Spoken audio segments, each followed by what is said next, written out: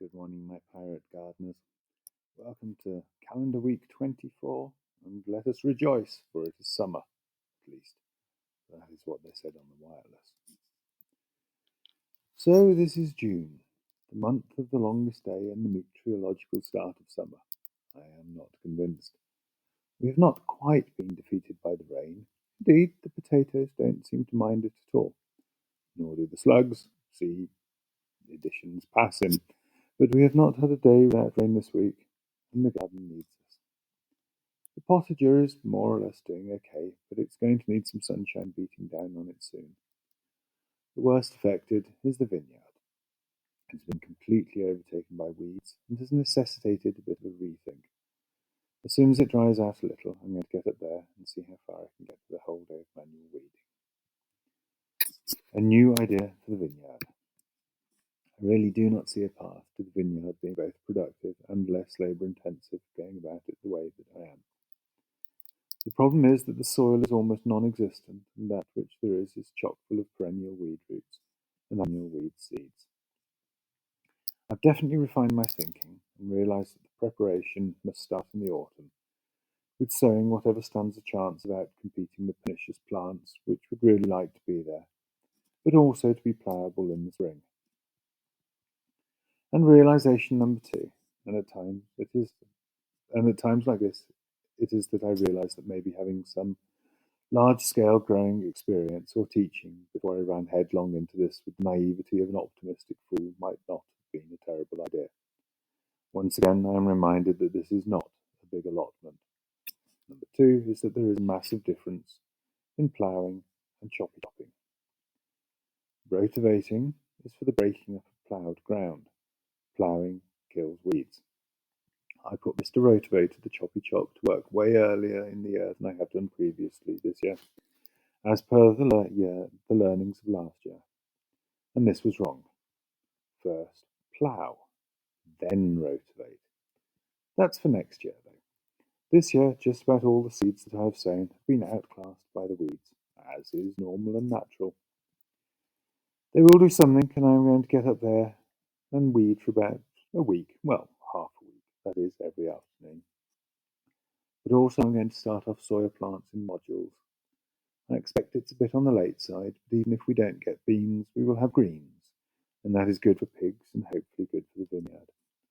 And then I will rotate and put the plants in directly. This is not a sustainable practice. I cannot do 1,000 soya plants in pots next year. Next year I have to get the ground cleaner and better. The week ahead. It feels like it's getting too late for the root vegetables, but in reality it's not. Most of them grow quite quickly once they get going, especially if the weather turns, which it will. So this week it's going to be concentrated almost exclusively in the roots bed. I have to sow around 10,000 seeds, which sounds scary, but it's not that bad really. I don't have the roots sowing list with me right now. I shall post it on Instagram later today. No matter how small your vegetable patch is, even just a few pots on a balcony, I highly recommend popping in some root seeds in a spare space. A carrot takes up a couple of centimetres, and they have a beautiful and delicate foliage which sits well at the feet of the large leggy tomato plant. The best is the contrast of air-growing fruits like peppers, for example, maturing before the eyes, and the surprise of the uprooted carrot growing in secret at its feet. But also this week, to plant out the cucumbers in the polytunnel and the pumpkins in the middle of the wheat break, where I missed a bit in the sowing. Putting up the first and possibly second Da Vinci Bridge, finalise the design for the shower block, and take the shower block shopping list to the plumbers and get a quote for all the things I need to make solar collectors, hot water storage, pipework, taps and shower heads. The plan is to have solar heated hot showers a month from now, possibly ones which still work in the winter.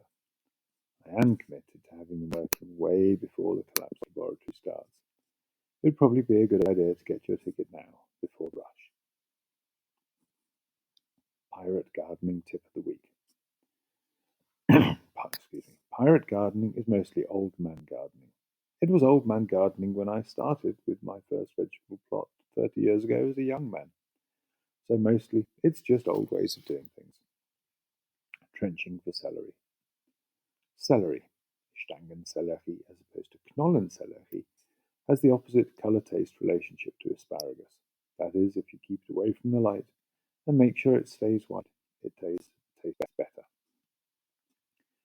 Nearly all celery seed that you buy these days is self-blanching, which means that they mostly stay white, especially on the inside, even if you don't do the hard work of keeping them away from the sun yourself.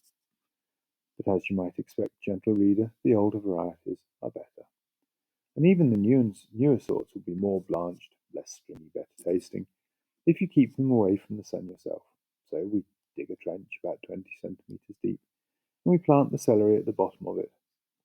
When it starts to grow, we will wrap it in brown paper and fill the trench in.